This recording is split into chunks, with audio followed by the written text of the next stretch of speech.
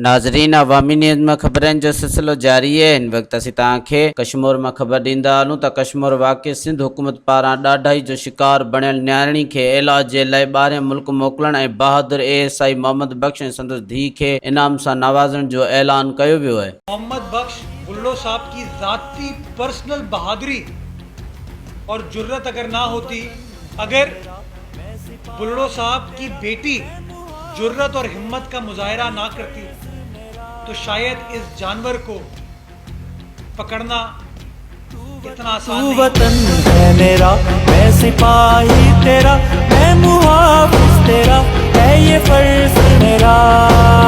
हुकूमत वफाकी हुकूमत से रुजू करेगी और उनको ख़त लिखेगी कि कायद आज़म पुलिस मेडल इस बहादुरी के लिए मोहम्मद बख्श बुल्लो साहब को मिलना चाहिए।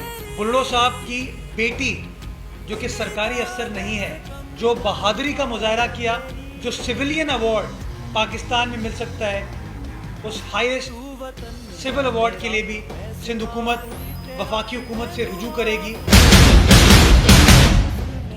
मोहम्मद बख्श बुल्लो साहब की बेटी अगर आला तालीम हासिल करना चाहती है तो उसके जो अखराजात होंगे वो सिंध हुकूमत बेयर करेगी। फौरी तौर पर 10 लाख रुपए का कैश अवार्ड बुल्लो साहब की बेटी के लिए सिंध हुकूमत ऐलान कर रही है।